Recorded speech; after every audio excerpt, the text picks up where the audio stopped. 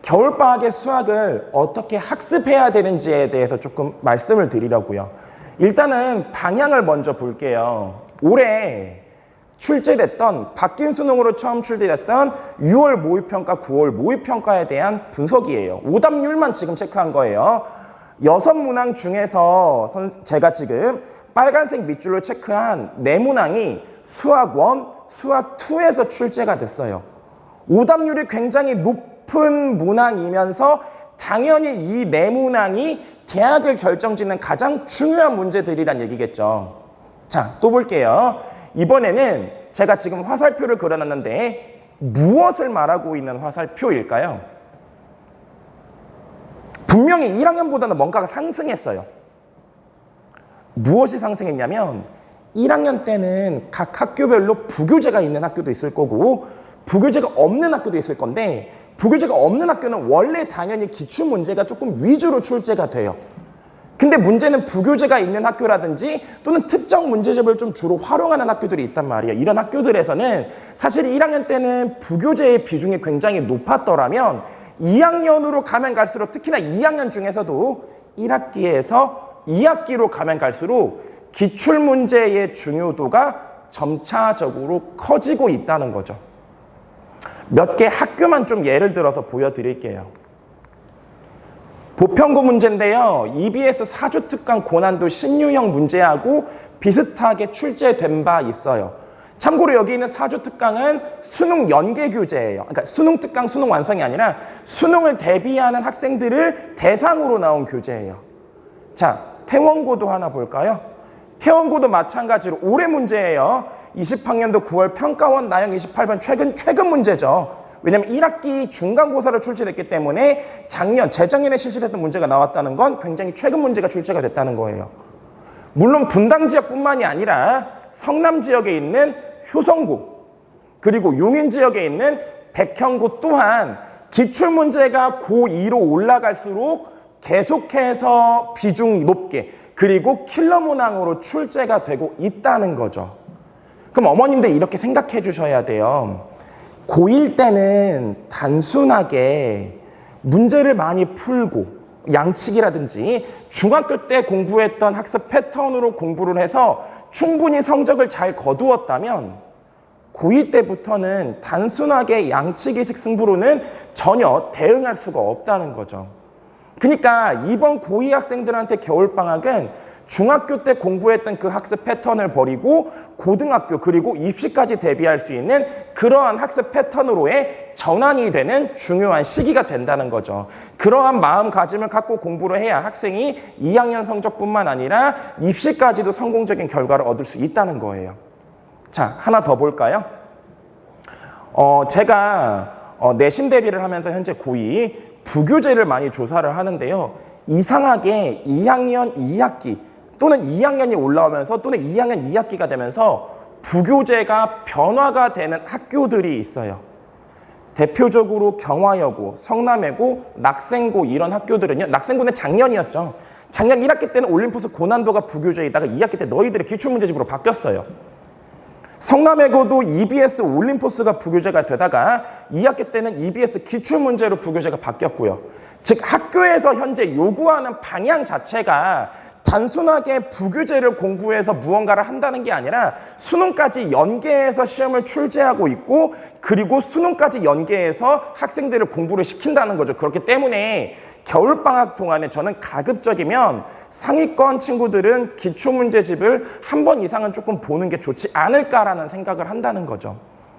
자, 그러면 제가 상위권 또는 중상위권, 중위권, 하위권 대상으로 해서 겨울방학에 어떻게 학습을 해야 되는지에 대해서 조금 간단하게 좀 보여드릴게요. 상위권이에요. 제가 여기에 2회 이상 학습이라고 써놓기는 했는데 어머님들 착각하시면 안 돼요. 학생들이 제 자녀가 중학교 때 수학원을 3번 이상 학습하고 왔어요. 수학2는 이미 다 봐서 잘할 거예요. 하지만 학생들은 실상 그렇지 않을 수도 있어요. 그래서 제가 뒤에 모의고사 기준으로 3점짜리 그리고 4점 초반짜리 문제는 조금 수월하게 푼다라고 제가 조건을 달아놓은 거예요. 물론 고등학교 2학년 모의고사 기준이 되겠죠. 서울시 교육청 홈페이지라든지 교육청 모의고사를 좀 교육청을 검색해 보시면 다 교육청 모의고사가 다 업로드가 되어 있어요. 그거를 2학기 기말고사가 끝난 직후에 한번 학생들에게 풀어보게끔 하는 것도 좋은 방법일 것 같아요. 우리 자녀가 현재 어느 정도 수준인지를 파악할 수 있는. 자, 2회 이상 학습해서 수학 1, 2를 조금 잘 알고 있다라는 친구들 같은 경우는 겨울방학 동안에 기출문제집을 1회 이상 학습하는 걸 권장해요. 그래서 제가 추천 교재로 자이스토리나 너희들의 기출문제집을 현재 추천 교재로 실어 놓았고요. 그리고 아까 제가 언급해드린 보평고도 그렇지만 용인 쪽에 있는 수지고도 대표적인 학교죠. 조금 시험 문제가 어려운 학교 같은 경우는 고3 교재 또는 EBS 교재를 조금 내신 문제를 출제하는 경향이 있어요. 그렇기 때문에 EBS 문제도 가급적이면 가능하다면 학습하는 걸 권장한다는 거죠. 다만 제가 세 번째 줄에 EBS 문항은 학습 권장이라고 적어놓은 이유가 기출문제집이 제일 중요하기 때문에 기출문제집을 완벽하게 끝내줘야 돼요. 단순하게 푼다는 개념이 아니라 오답 정리까지 완벽하게 숙지하고 넘어간 상태이어야만 EBS 문항도 학습하는 게 좋을 것 같다라고 말씀드리는 거예요. 자, 그리고 한 가지 더. 상위권 친구들일수록 잘못된 학습 패턴을 가지고 있는 친구들이 있어요.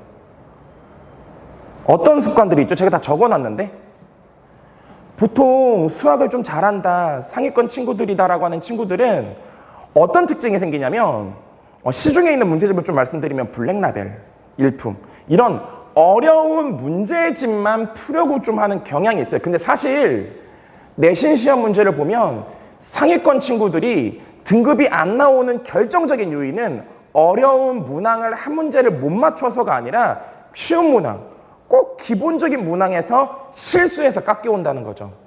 서술형에서 많이 깎이고. 그렇기 때문에 상위권 친구들일수록 겨울방학 솔직히 1, 2월 좀 길거든요. 그렇기 때문에 기본기부터 차근차근 학습해서 다시 탄탄하게 쌓아 올린다는 그런 과정이 필요하다는 거죠. 그러니까 예를 들어서 어떤 문제를 풀은 조금 어려운 문항이야. 좀 어려운 문항이면 이걸 풀고 나서 그냥 넘어가는 게 아니라 다시 한번 푸는 거죠. 내가 과연 풀이를 썼는데 베베 꼬여서 풀어있느냐, 막 돌아가는 풀이를 막 쓰고 있느냐, 그런 것들을 생각해 보면서 다시 깔끔하게 풀어나가는 연습을 하는 거죠. 그 연습이 서술형 대비라든지 문술과 관련돼서 충분히 대비할 수도 있기 때문에 조금 꼬여있는 문항들은 내가 개념적으로 다시 정리해가면서 깔끔하게 풀어나가는 연습을 하는 것도 겨울방학엔 굉장히 중요할 것 같다는 거죠. 자, 그리고 한 가지 좀 팁을 드리면 이번에 기말고사 일정을 좀 조사를 해보니까 윈터스쿨, 그러니까 1월 달까지 조금 1주, 2주, 또 길게는 3주, 4주 정도까지 여유가 있는 학교들이 있어요. 특히 뭐 보정고라든지 이런 학교들은 좀 학교 일정상으로 인해서 4주 정도의 공백기가 생기는 학교들도 있거든요. 그런 학생들은 1월 달까지 학생들을 놀리는 게 아니라 좀 상위권 친구들이라면 조금 얇은 문제집도 굉장히 많아요. 뭐 EBS 올림푸스라든지 어려운 건 아니어도 좋아요.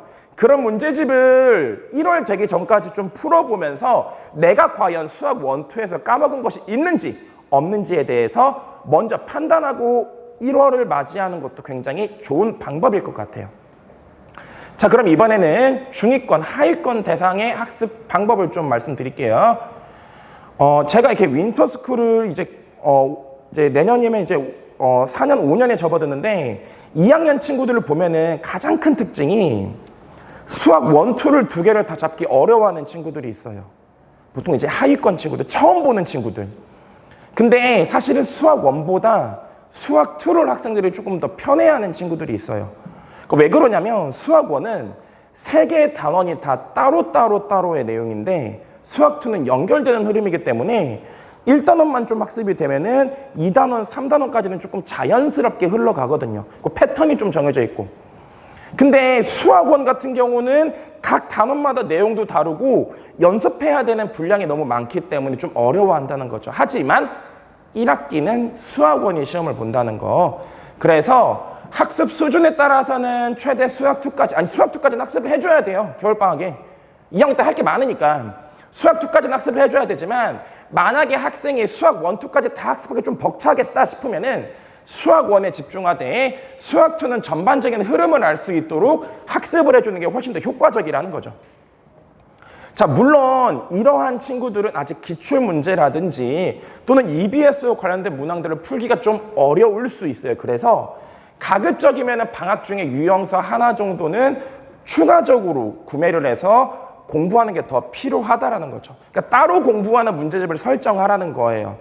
제가 왜 따로 푸는 문제집을 설정하라는 건 고3이 되더라도 어디 뭐 과외라든지 학원이라든지 또는 인강이라든지 그 커리큘럼을 따라서 공부를 할 건데 분명히 부족하거든요. 학습적인 양은. 그렇기 때문에 내가 따로 문제집을 구매해서 매일매일 꾸준히 푸는 그런 습관들을 좀 만들려는 의미에서 유형서를 꼭 풀라는 거예요. 물론 제가 유형서는 시중 문제집에 해당하기 때문에 이름을 적어놓지는 않겠지만 뭐 학생들에 따라서 뭐 센이라든지 또는 좀 부족한 친구들이라면 RPM은 좀 쉽기 때문에 1월에 RPM, 뭐 2월에 센을 푼다는 좀 이런 식으로 조금 분리해서 학습을 해주는 게 좋겠죠. 자, 그리고 하위권 친구들 그리고 상위권으로 올라가기는 아직 못한 중위권 친구들은 어려운 문제에 대한 도전하고자 하는 도전의식이 없어요. 그래서 이러한 친구들은 제가 봤을 때는 하루에 한 문제, 하루에 2문제 정도 어려운 문제를 내가 한번 고민해보고 질문하고 피드백을 받는 그런 과정이 충분히 필요할 것 같아요. 그 과정만으로도 충분히 성적이 향상될 수 있는데 어려운 문제 자체에 대한 겁이 좀 있다 보기 때문에 계속해서 그 수준에 머무르게 되는 거거든요. 그래서 어려운 문제에 대한 학습도 하루에 매일 한두 문제씩은 꾸준히 해줬으면 좋겠다는 거죠. 자, 이번에는 선택 과목에 대한 잠깐만요. 자, 여기 제가 보니까 하위권 대상으로 팁을 제가 혼자 가능한 단원을 좀 훈련해 줬으면 좋겠다고 했잖아요. 사실은 중간고사 시험 범위에 해당하는 1학기 지수로고 단원이 사실은 수업을 진행한다면 굉장히 내용적으로는 굉장히 작은데 학생들은 굉장히 어려워해요. 왜냐면 지수 법칙, 로그 성질과 같이 간단한 계산 훈련들이 계속해서 출제가 되는데 충분히 학생대로 훈련이 되지 않았기 때문에 1월 처음에 지수록을 나갈 때부터 어려워한다는 거죠. 그렇기 때문에 조금 시간적으로 여유가 있다면은 일단은 지수록은 충분히 문제집만 보고서라도 선행이 가능하거든요. 그래서 그 부분을 조금 계산 훈련을 해주면서 1월을 맞이해줘야 학생이 1, 2월 달에 수학에 대해서 조금 뭐 복잡하고 뭐 어렵게 진행하지 않고 조금 1, 2월 달에 수학을 학습할 수 있을 수 있다라는 거예요. 자, 이제 선택 과목에 대한 얘기를 할 건데 선택 과목은 말 그대로 선택이에요. 무리하게 1, 2월 달에 특히 1월 달에 선행을 하려다가 수학 1, 2도 잡지 못하고 선택 과목도 잡지 못하는 친구들이 있어요. 특히 선택 과목은 미리 공부하는 목적 자체가 2가지 정도가 있는데 첫 번째로는 내신을 대비하기 위해서 내신을 대비한다면 확통 아니면 기하겠죠. 근데 확통 기하의 양 자체는 많지 않은데 1년 동안 진행하기 때문에 사실은 시험 범위 자체가 굉장히 협소해요. 내용도 어렵지가 않고 많지도 않고 그렇기 때문에 만약에 내가 수학 1, 2도 힘들 것 같아. 그렇다면 무리하게 선택 과목을 진행하기보다는 1월 달엔 좀 수학 1, 2에 집중하고 2월 달에 넘어가면서 선택 과목을 붙여나가는 방법도 굉장히 좋은 방법이에요. 자, 그리고 마지막으로 하나 더. 미적분. 미적분 사실 양 많아요. 어려워요. 그래서 무리하게 선행을 하려는 친구들이 있는데 미적분의 기본적으로 다루는 함수 자체가 수학 1에 나오는 거고 기본적으로 다루는 내용의 미분적분 극한 자체가 수학 2에서 나오는 거란 말이에요. 근데 수학 1, 2를 단순하게 한 번 봤다는 의미 정도로 미적분을 학습한다? 전혀 그 시간이 무의미할 수가 있어요. 그렇기 때문에 1, 2월 달에 미적분 과목 같은 경우는 수학 1, 2를 잘 해놓지 않은 친구라면 저는 가급적이면 하지 않는 게 좋다고 판단이 돼요. 만약에 수학 1, 2를 좀 많이 하고 좀 익숙하다 싶으면은 그때 미적분을 해도 늦지 않다라는 거죠. 자, 겨울방학에는 아까도 말씀드렸지만 중학교 학습 습관에서부터 고등학교 입시 습관으로 바뀌는 중요한 전환기예요. 그래서 저는 플래너, 수학 개념 노트, 오답 문항 관리를 좀 철저하게 하는 걸 권장해요. 뭐 플래너는 다 아시겠죠. 개념 노트란 건 뭐냐면은 학생들 열심히 문제집을 막 형형색색으로 표현을 막 밑줄도 긋고 선생님이 필기해준 것도 적고 하는데 다시 보지 않는단 말이에요.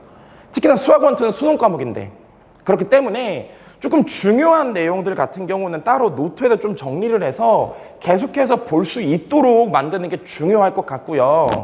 학생들이 성적이 안 나오는 요인 중에 하나는 자기가 틀린 문항을 제대로 확인하지 않아서 그런 건데 오답 노트까지 만드는 게 좀 무리란 말이에요. 시간적으로. 그렇기 때문에 저는 포스트잇을 조금 활용해서 오답 문항을 관리하는 걸 좀 권장해 드립니다. 뭐 빨간색, 노란색, 파란색.